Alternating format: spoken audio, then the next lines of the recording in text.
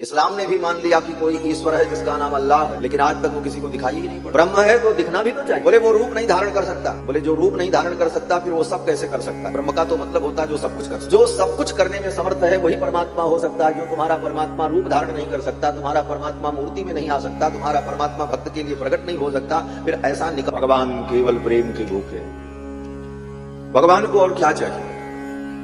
और हम प्रेम संसार से करते हैं, भगवान से व्यवहार करते हैं। और सच पूछो तो संसार से व्यवहार रखना चाहिए, भगवान से प्रेम करना चाहिए। संसार व्यवहार का भूखा है, संसार तुम्हारे प्रेम का भूखा नहीं। संसार से आप बहुत प्रेम करो संसार के लोगों से, लेकिन व्यवहार में अगर थोड़ी सी आपसे चूक हो गई तो आपसे लोग नाराज हो जाए, बात बिगड़ जाती है।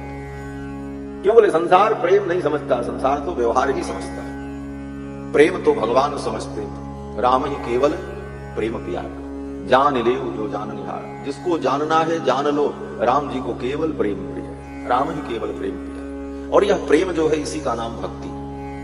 भक्ति कुछ और नहीं, महनीय विषय प्रीति ही भक्ति। जहां पर भक्ति की व्याख्या की वहां पर आचार्य चरण यही कहते हैं कि महनीय विषय प्रीति ही भक्ति ही। महनीय परमात्मा के विषय में जो प्रीति है उसी का नाम भक्ति।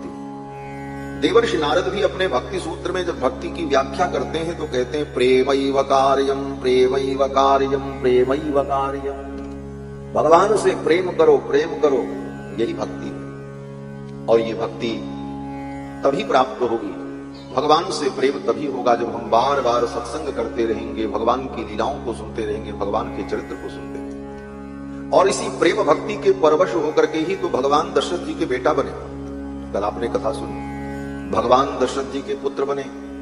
मां कौशल्या की गोद में भगवान खेल रहे हैं। क्या तपस्या किया कौशल्या ने? तो गोस्वामी जी महाराज कहते हैं कि व्यापक ब्रह्म निरंजन निर्गुण विगत विनोद, सो अज प्रेम भगति बस कौशल्या के गोद। कौशल्या के गोद में राम जी क्यों आए? क्या कारण था? तो गोस्वामी तुलसीदास जी रामायण में लिखते हैं कि व्यापक ब्रह्म निरंजन, जो ब्रह्म व्यापक है, कण कण में व्याप्त है, वो व्यापक ब्रह्म प्रकट रूप में इतने सीमित हो गए, इतने छोटे हो गए कि मैया उनको अपने आंचल में ढक लेती है तो सामने वाले को दिखाई नहीं पड़ता। जो व्यापक कण कण में विद्यमान है, विराट पुरुष है, वो इतने छोटे हो गए प्रेम भक्ति के वश में कि मैया उनको अपने आंचल में ढक ले तो दिखाई नहीं पड़ते। व्यापक ब्रह्म, ब्रह्म, ब्रह्म का मतलब क्या होता है? बोले ब्रह्म शब्द का अर्थ होता है जो अत्यंत विशाल हो। बृहत्वात् ब्रह्मणत्वाच्च ब्रह्मरित्यभिधीयते। सनातन धर्म के एक एक सिद्धांत बड़े ही परिनिष्ठित और तर्क की कसौटी पर और विचार की कसौटी पर कसे हुए। कहीं भी आप मनमाने ढंग से कोई व्याख्या नहीं कर सकते। हर चीज का एक निश्चित नियम है। इसीलिए सनातन धर्म आज भी जीवंत है और अनंत काल तक ये सनातन धर्म जीवंत रहे, क्योंकि हमारे यहां सब कुछ तर्क संगत, व्यवहारिक, पारमार्थिक और वैज्ञानिक। इस कारण से सनातन धर्म का सिद्धांत सदा रहा है और सदा रहेगा। तो ब्रह्म का मतलब क्या? बोले किसी को हम ब्रह्म मान लें। ब्रह्म मानने के पहले बहुत विचार करना पड़ेगा। ब्रह्म और परमात्मा की परिभाषा क्या होती है? मानने को तो मान लिया, इस्लाम ने भी मान लिया कि कोई ईश्वर है जिसका नाम अल्लाह है, लेकिन आज तक वो किसी को दिखाई ही नहीं पड़ा। ब्रह्म है तो दिखना भी तो चाहिए। बोले वो रूप नहीं धारण कर सकता। बोले जो रूप नहीं धारण कर सकता फिर वो सब कैसे कर सकता? ब्रह्म का तो मतलब होता है जो सब कुछ कर सकता। जो सब कुछ करने में समर्थ है वही परमात्मा हो सकता है। जो तुम्हारा परमात्मा रूप धारण नहीं कर सकता, तुम्हारा परमात्मा मूर्ति में नहीं आ सकता, तुम्हारा परमात्मा भक्त के लिए प्रकट नहीं हो सकता, फिर ऐसा निकम्मा, निकम्मा ही कहेंगे जो कोई काम न कर सके। निकम्मा कोई गाली नहीं है, निकम्मा का मतलब जो कोई काम न कर सके। ऐसा निकम्मा ब्रह्म किस काम का? और हमारे यहाँ ब्रह्म की व्याख्या है वो बृहत है, सर्वत्र है और विशाल है और सबको विशाल बनाता है और वो सब कुछ कर सकता है, उसके लिए कुछ असंभव नहीं। कर्तुम अकर्तुम अन्यथा कर्तुम समर्थ है। वो सब कुछ कर सकता है। वो अपने भक्त के लिए सूअर भी बन सकता है, अपने भक्त के लिए मछली भी बन सकता है, वो अपने भक्त के लिए कछुआ भी बन सकता है, वो अपने भक्त के लिए कहीं भी प्रकट हो सकता है, वो किसी का बेटा भी बन सकता है, किसी का बाप भी बन सकता है, वो सब कुछ हो सकता है। यही सर्वेश्वर ईश्वर का स्वरूप है। ब्रह्म का मतलब जो सब कुछ कर सके और जो बृहत है, अनंत है, व्यापक है, सर्वसमर्थ है, वह परमात्मा होता है। बृहत्वात् ब्रह्मणत्वात् च ब्रह्मरित्य विधीयते, तो वह ब्रह्म परमात्मा सो अज प्रेम, वो प्रेम भक्ति के परवश व्यापक ब्रह्म, निरंजन ब्रह्म की एक विशेषता है जो निरंजन, जिसमें कोई अंजन नहीं। अंजन माने कालिक, आंख में जो लगाते हैं उसको क्या कहते हैं? बोले अंजन। अंजन क्या है? बोले कालिका ही तो है। दीपक जला करके उसका कालिक बटोर कर तेल डाल करके उसको बना लिया, लगा लिया, है तो कालिक ही, इसीलिए उसका नाम अंजन। लेकिन परमात्मा तो निरंजन है। उस परमात्मा में, ब्रह्म में किसी भी प्रकार का कोई दोष नहीं, सर्वदोष रहित है। लेकिन उस निरंजन परमात्मा को भी प्रेम भक्ति से मां कौशल्या ने जब बेटा बना लिया तो उसके आंख में अंजन लगा दिया। निरंजन को भी अंजन लग गया, और केवल आंख में ही अंजन नहीं लगाया, उंगली में जो बचा रह गया उसको मत्थे पर भी लगा दिया, मेरे लाला को किसी की नजर न लग जाए, डिठौना लगा दिया। व्यापक ब्रह्म निरंजन निर्गुण विगत विनोद, जो निर्गुण है उन परमात्मा में अनेक दिव्य अद्भुत गुण प्रकट हो गए, सब दिखाई पड़ने लगे। सब गुण तो दिव्य विद्यमान रहते हैं भगवान में सदा सर्वदा, लेकिन अवतार में भगवान के सारे गुण प्रकट हो जाते हैं और प्रकट रूप में भक्तों को अनुभव होते हैं। तो व्यापक ब्रह्म निरंजन निर्गुण विगत विनोद सो अज, जो अज भगवान का एक नाम है अज। अज माने अजन्मा, जो जन्म नहीं लेता। लेकिन ऐसे भगवान जो अजन्मा है वो भी बालक बनकर के इस धरती पर जन्म लेकर के आ गए और उनका जन्म महोत्सव मनाया गया, कल मनाया हम लोग। ये सब असंभव संभव कैसे हुआ? व्यापक ब्रह्म निरंजन निर्गुण विगत विनोद सो अज, सब कुछ बदल गया और ठाकुर ने सब कुछ स्वीकार कर लिया। भक्त ने कहा आप अज हो, बोले कोई बात नहीं, तुम्हारे लिए हम जन्म ले लेंगे। बोले तुम निरंजन हो, कोई बात नहीं, तुम अगर भक्त हो तो तुम्हारे लिए हम अंजन को भी स्वीकार कर लेंगे। मेरे अंदर कोई भी प्रकट गुण नहीं है, सब गुण सूक्ष्म रूप से विद्यमान है, लेकिन तुम्हारे लिए वो सब गुण प्रकट हो जाएंगे। ये भगवान की भक्त वत्सलता, भगवान भक्त वत्सल मां कौशल्या के बालक बन गए। सो अज प्रेम भगति बस कौशल्या के गोद। और जब भगवान अयोध्या में प्रकट हुए तो एक रूप में नहीं, धन्य है अयोध्या की धरती जहां पर भगवान चार चार रूपों में प्रकट हुए। सिद्धांत यही है। सामान्यतया लोग यही मानते हैं राम जी ही भगवान है, बाकी तो उनके भाई है। लेकिन वाल्मीकि महर्षि जो कहते हैं कि कृत्वात्मानं चतुर्विधम, कृत्वात्मानं चतुर्विधम, अपने आप को चार रूपों में भगवान ने प्रकट किया। कृत्वात्मानं चतुर्विधम। और यही बात वेद व्यास जी कहते हैं। क्या कहते हैं? बोले चतुर्धादाद हरि ही, भगवान हरि चार रूपों में प्रकट हुए, राम लक्ष्मण भरत शत्रुघ्न के रूप में। और चार रूपों में प्रकट होकर भगवान ने चार धर्म की स्थापना की है इस धरती पर। धर्म की स्थापना के लिए ही भगवान का अवतार होता है। यदा यदा ही धर्मस्य ग्लानिर्भवति भारत अभ्युत्थानम धर्मस्य तदात्मानं सृजाम्यहम् परित्राणाय साधूनां विनाशाय च दुष्कृतां धर्म संस्थापनार्थाय संभवामि युगे। तो धर्म की स्थापना के लिए भगवान का अवतार हुआ। धर्म की स्थापना के लिए ही बड़े बड़े ऋषि मुनि महात्मा समय समय पर आए और उन्होंने भी धर्म की बात बताई, धर्म की शिक्षा दी, धर्म के ज्ञान को आगे बढ़ाया। लेकिन राम जी के अवतार को ही धर्म की प्रतिष्ठा में प्रमुख कारण क्यों माना?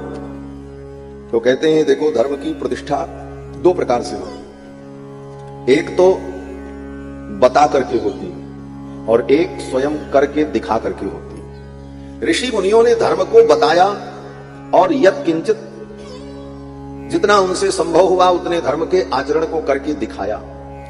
लेकिन श्री राम ने, प्रभु श्री राम ने बताया कम, करके दिखाया ज्यादा। राम जी ने 11,000 वर्ष तक अपने आचरण के द्वारा समाज को उपदेश दिया। मर्त्यावतारास्त्विहि मर्त्य शिक्षणम रक्षो बधायैव न केवलम विभो।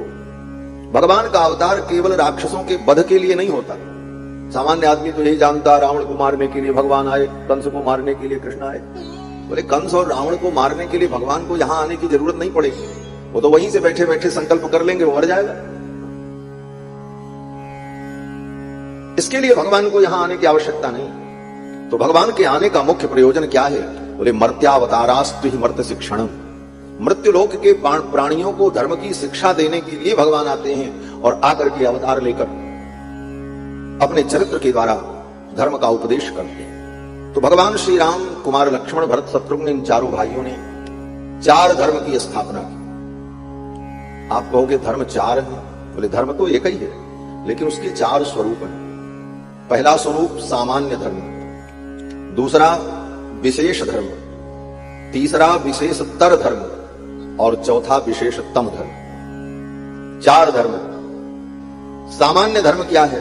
बोले सामान्य धर्म यही है जो वेदों में कहा, मातृदेवो भव, पितृदेवो भव, आचार्य देवो भव, अतिथि देवो भव, देव पितृकार्याभ्याम मा प्रमदितव्यम, स्वाध्याय प्रवचनाभ्याम मा प्रमदितव्यम, श्रद्धया देयम, अश्रद्धया देयम, ह्रिया देयम, प्रिया देयम, अहरः संध्यामुपासीत, मा हिंस्यात् सर्वान् भूतानि। ये जितने वेद वाक्य हैं, ये तो मैंने आपको 10 पाठ बताया, ऐसे ऐसे सैकड़ों वाक्य हैं जो सामान्य धर्म का उपदेश करते हैं। ये सामान्य धर्म है, किसी जीव की हिंसा मत करो, मां हिंस्यात् सर्वभूतानि, अनावश्यक किसी जीव को मत दुख दो, ये सामान्य धर्म है और इसका पालन सबको करना चाहिए। हर प्राणी के लिए सामान्यतया ये पालनीय धर्म है। मातृदेवो भव, माता को देवता समझो, ये सामान्य धर्म है। पिता को देवता समझो, ये सामान्य धर्म है। स्वाध्याय प्रवचन से प्रमाद मत करो। देखो, स्वाध्याय और प्रवचन से प्रमाद नहीं करना चाहिए, सामान्य धर्म। हम लोग स्वाध्याय और प्रवचन से प्रमाद करते हैं, इसीलिए धर्म का ज्ञान नहीं होता। कथा तो सुन रहे हैं, लेकिन कितने लोग अपने घर में रोज नियम से रामायण गीता का पाठ करते हैं? जरा हाथ उठा के बताओ। 7, 8, 10 हाथ, 15, बस। बाकी लोगों को पता ही नहीं।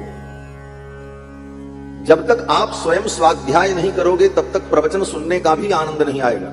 मैं कहता हूं, मन क्यों नहीं लगता कथा में? इसलिए आपको पता ही नहीं है रामायण में कौन सा प्रसंग कहां है और क्यों कहा गया है। अब पूरा एक ओर से कक्षा 1 के बच्चे के समान बतावें तो उसका भी कोई मतलब नहीं होगा। अगर व्यक्ति कुछ जानता रहता है, प्रसंग का उसे ज्ञान है, यहां पर ये बात कही गई है, यहां पर ये बात कही गई है, तब उसे नए अर्थ का जब अनुभव कराया जाता है, तब कथा का आनंद अनुभव होता है। अरे मजा आ गया, आज तो ऐसी बात सुनो। लेकिन जब ABCD पता ही नहीं है, न कभी रामायण पढ़े, न कभी गीता पढ़े, न कभी कोई धार्मिक ग्रंथ को पढ़ने का हमें समय है, तो कोई कितना भी बड़ा ज्ञानी आपको ज्ञान की बात सुनाएगा, आपके पल्ले नहीं पड़ेगी, सिर से उड़ जाएगा। लोग कहते हैं महाराज कोई समझ में नहीं आया। बोले तब? बोले तो फिर मजबूरी होती है कथा व्यास की, क्या करते? बोले चलो नाचो गाओ, और क्या करोगे? इसीलिए वो सब नचाते गवाते रहते। कभी कभी मुझे भी लगता है कि कारण क्या है कि चलो नाचो गाओ, और क्या करोगे भाई? तो कहने का मतलब कि जब तक कुछ ज्ञान हमारे अंदर नहीं होगा, हम स्वयं स्वाध्याय नहीं करेंगे, तब तक बहुत बातें नहीं समझ में आए। तो स्वाध्याय प्रवचन से प्रमाद नहीं करना चाहिए, ये सामान्य धर्म है। इन सामान्य धर्मों का पालन सभी को करना चाहिए। तो भगवान श्री राम ने सामान्य धर्म की स्थापना की। राम जी ने अपने चरित्र से यही करके दिखाया। मातृदेवो भव, पितृदेवो भव। स्वाध्याय प्रवचन से राम जी ने कभी प्रमाद नहीं किया। गुरुकुल में जाकर के उन्होंने वेदादि शास्त्रों को पढ़ा। ये वेद शास्त्र केवल पंडित जी के लिए नहीं है, क्योंकि इनको पूजा कराना है, ये सबके लिए, आपके लिए भी। सबका मतलब द्विजाति के लिए। क्यों? बोले पंडित जी तो पढ़ करके पूजा कराएंगे, धर्मशास्त्र का आचरण करवाएंगे, लेकिन इसका ज्ञान प्राप्त करना द्विजाति के लिए, वेद का ज्ञान द्विजाति के लिए विहित है, और जो द्विजेतर हैं उनके लिए पुराणादि के द्वारा धर्म का ज्ञान विहित है। तो उन्हें पुराणादि का अध्ययन करके स्वाध्याय प्रवचन के द्वारा अपने ज्ञान को दृढ़ करना चाहिए, ये सामान्य धर्म है। तो भगवान श्री राम भी गुरुकुल में जाकर के वेदादि शास्त्र को पढ़ते हैं, और जब खाली बैठते हैं राम जी तो अपने मित्रों के साथ इसी की चर्चा करते हैं। महाराज गोस्वामी तुलसीदास जी लिखते हैं कि आप कहीं अनुजहि समझावे, वेद पुराण सुनहि मन लाई, वेद पुराण सुनहि मन लाई, आप कहि अनुजहि समझाई, आप कहि अनुजहि समझाई, वेद पुराण सुनहि मन लाई,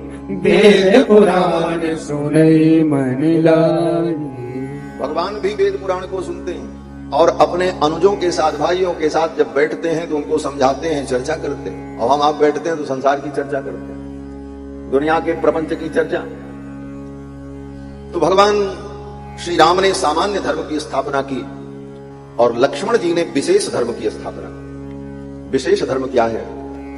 बोले भगवान के चरणों में अपने आप को समर्पित कर देना, शरणागति, ये विशेष धर्म है। मातृदेवो भव, पितृदेवो भव, इन सारे सामान्य धर्मों का पालन करते हुए इससे भी ऊपर एक धर्म है भगवान के चरणों में अपने आप का समर्पण, जिसको शरणागति कहते हैं। ये धर्म, इस धर्म की स्थापना लक्ष्मण जी ने की। लक्ष्मण जी भी अपने माता पिता की सेवा करते हैं, आज्ञा का पालन करते हैं, वेद भी पढ़ते हैं, सब करते हैं, सामान्य धर्म का पालन करते हैं। लेकिन सामान्य धर्म के साथ साथ लक्ष्मण जी ने भगवान के चरणों की शरणागति की। और कभी कभी ये परिस्थिति आती है कि सामान्य धर्म और विशेष धर्म दोनों टकरा जाएं, तब क्या हो? किस धर्म को पढ़ करें और किस धर्म को छोड़ें? तो लक्ष्मण जी के चरित्र से यह उपदेश मिलता है कि सामान्य धर्म और विशेष धर्म अगर टकरा जाए तो फिर सामान्य धर्म को छोड़ करके विशेष धर्म का पालन करना चाहिए। जब तक दोनों धर्म में विरोध न हो तब तक दोनों धर्मों का पालन करना चाहिए। और जहां विरोध आ जाए, अब ये विकल्प चुनने की स्थिति आ जाए कि हम सामान्य धर्म का पालन करें कि विशेष धर्म का, वहां पर विशेष धर्म को ग्रहण करना चाहिए। लक्ष्मण जी ने यही किया। लक्ष्मण जी माता पिता की सेवा भी करते हैं, गुरु की सेवा भी करते हैं, सारे सामान्य धर्म का पालन करते हैं। मां हिंस्यात् सर्वभूतानि, किसी जीव की हिंसा नहीं करनी चाहिए, इन सारे धर्मों का पालन करते हैं। लेकिन जब भगवान की शरणागति की बात आई तो लक्ष्मण जी महाराज भगवान के पीछे पीछे वन की यात्रा पर चल पड़े। भगवान श्री राम ने कहा अयोध्या में रहकर माता पिता की सेवा करो। लक्ष्मण जी ने कहा हम किसी माता पिता को नहीं जानते। लक्ष्मण जी ने यही कहा, न मुझे माता का ज्ञान है, न पिता का कोई माता पिता नहीं, आप ही मेरे माता पिता हो, मैं आपको छोड़ करके कहीं नहीं जाऊंगा। और जब प्रसंग आया तो वहां तो लक्ष्मण जी ने अपने पिताजी को भी कटु वचन कह दिया कि पिताजी इतने मोहग्रस्त हो गए कि बिना कारण आपको वन में भेज रहे हैं। मेरा तो मन करता है ऐसे पिता को मैं मार डालूं। लक्ष्मण जी ने यहां तक कहा कि हनिष्ये पितरम वृद्धम, ऐसे बूढ़े बाप को मैं मार डालूं। अब इसको आप ये ना समझो कि लक्ष्मण जी अशिष्ट हैं अथवा लक्ष्मण जी उच्छृंखलता कर रहे हैं। अभी तो लक्ष्मण जी का जो विशेष धर्म है भगवान के चरणों में समर्पण, उस धर्म के विपरीत अगर पिता भी दिखाई पड़े तो उस पिता को मानने को तैयार नहीं। क्योंकि सिद्धांत यही कहता है भगवान के चरणों की भक्ति के लिए पूरे संसार को त्यागना पड़े तो त्याग देना चाहिए। सर्वम त्यक्त्वा हरिम भजेत, सर्वम त्यक्त्वा हरिम भजेत, सब कुछ त्याग कर भगवान का भजन करो। आज नहीं कल तो आपको छोड़ना ही पड़ेगा। और भगवान की भक्ति में अगर सबका त्याग भी करना पड़ जाए तो त्याग कर देना चाहिए। यही विशेष धर्म है। और भरत जी का जो धर्म है वो विशेषतर धर्म है। भरत जी भी सब कुछ त्याग देते हैं, लेकिन भरत जी भगवान की रुचि को प्रधानता देते हैं। लक्ष्मण जी भगवान के रुचि की प्रधानता न देकर अपनी रुचि की प्रधानता रखते। राम जी की तो रुचि यह थी कि लक्ष्मण अयोध्या में रहे, लेकिन लक्ष्मण की रुचि थी कि मैं भगवान के साथ हूं। तो भगवान की रुचि को नहीं माना, बोले हम तो आपके साथ चलेंगे, हम किसी कीमत पे रुक नहीं सकते। लेकिन भरत जी के साथ भी यही परिस्थिति आई। भरत जी ने कहा हम आपके साथ वन में चलेंगे, हमको राज्य नहीं चाहिए। तो राम जी ने कहा अगर मेरी प्रसन्नता चाहते हो, मेरी इच्छा का महत्व रखते हो, तो मेरी आज्ञा तो यही है कि तुम 14 वर्ष अयोध्या में रहकर प्रजा का पालन करो और मैं वन में रहूं और 14 वर्ष बाद मैं लौट करके आऊंगा। अगर ऐसा होता है तो मुझे प्रसन्नता होगी। भरत जी ने कहा अगर इसमें आपकी प्रसन्नता है तो मैं अयोध्या लौटने को तैयार हूं। भगवान की रुचि को सर्वोपरि रखा। ऐसा नहीं है कि लक्ष्मण जी भगवान की रुचि का अनादर करते हैं, अन्यत्र लक्ष्मण जी भी भगवान की ही रुचि का महत्व रखते हैं। लेकिन जब भगवान की ऐसी रुचि हो कि नहीं मेरी आज्ञा है तो मुझसे दूर रहो, तो लक्ष्मण जी कहते हैं आपकी हर आज्ञा का हम पालन करेंगे, आपकी हर रुचि का हम ख्याल रखेंगे, लेकिन अगर आप ये कहो कि हमसे दूर जाओ, बोले ये बात नहीं मानेंगे। इस विषय में लक्ष्मण जी जो है दृढ़ है। इसलिए लक्ष्मण जी का धर्म विशेष धर्म है, लेकिन भरत जी का धर्म विशेषतर धर्म है, उनसे भी ऊंचा है। भरत जी में ये संतोष है। क्या संतोष? बोले जैसे रखे राम जी रहना चाहिए। जैसे रखे राम जी रहना चाहिए, जैसे रखे राम जी रहना चाहिए, जैसे रखे राम जी रहना चाहिए, जैसे रखे राम जी रहना चाहिए। सीताराम सीताराम कहना चाहिए, सीताराम सीताराम कहना चाहिए। जैसे रखे राम जी रहना चाहिए, जैसे रखे राम जी रहना चाहिए। चाहते आराम हो तो रोज ही सुबह शाम, चाहते आराम हो तो रोज ही। देखो आप भी हमारे साथ गाओ, गाओ, पीछे से गाओ, आनंद आएगा और ताली बजा करके। चाहते आराम हो तो रोज ही सुबह शाम, चाहते आराम हो तो रोज ही सुबह शाम। सीताराम सीताराम कहना चाहिए, सीताराम सीताराम कहना चाहिए। जैसे रखे राम जी रहना चाहिए, जैसे रखे राम जी रहना चाहिए।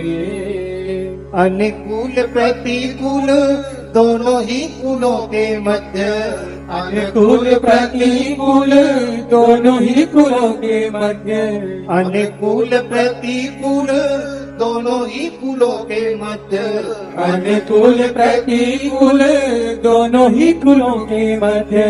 सरिता समान सदा बहना चाहिए, सरिता समान सदा बहना चाहिए। जैसे रखे राम जी रहना चाहिए, जैसे रखे राम जी रहना चाहिए। जीवन में ये जीवन एक नदी है और नदी के दो किनारे होते हैं और किनारे को कहते हैं कूल। कूल माने किनारा। तो हमारे जीवन की जो नदी है ना, ये जीवन की धारा, इसके भी दो किनारे हैं, दो कूल हैं। एक कूल का नाम है अनुकूल और एक का नाम प्रतिकूल। जीवन में कभी अनुकूलता होती है और कभी प्रतिकूलता होती है, लेकिन अनुकूलता में अपने आप में रहो और प्रतिकूलता में घबराओ मत। अनुकूलता और प्रतिकूलता के बीच जीवन की इस नदी को बहने दो धीरे धीरे, यही भाव है। सरिता समान सदा बहना चाहिए, सरिता समान सदा बहना चाहिए। जैसे रखे राम जी रहना चाहिए, जैसे रखे राम जी रहना चाहिए। सीताराम सीताराम कहना चाहिए, सीताराम सीताराम कहना चाहिए। रहो सदा शान से भरोसे भगवान के, रहो सदा शान से भरोसे भगवान के, रहो सदा शान से भरोसे भगवान के, रहो सदा शान से भरोसे भगवान के। काल के भी डर से न डरना चाहिए, काल के भी डर से न डरना चाहिए। जैसे रखे राम जी रहना चाहिए, जैसे रखे राम जी रहना चाहिए। सीताराम सीताराम कहना चाहिए, सीताराम सीताराम कहना चाहिए। देह का ध्यास छोड़ ममता से मुख मोड़, देह का ध्यास छोड़ ममता से मुख मोड़, देह का ध्यास छोड़ ममता से मुख मोड़, देह का ध्यास छोड़ ममता से मुख मोड़। होके मुक्त मही पे भी चलना चाहिए, होके मुक्त मई पे भी चलना चाहिए।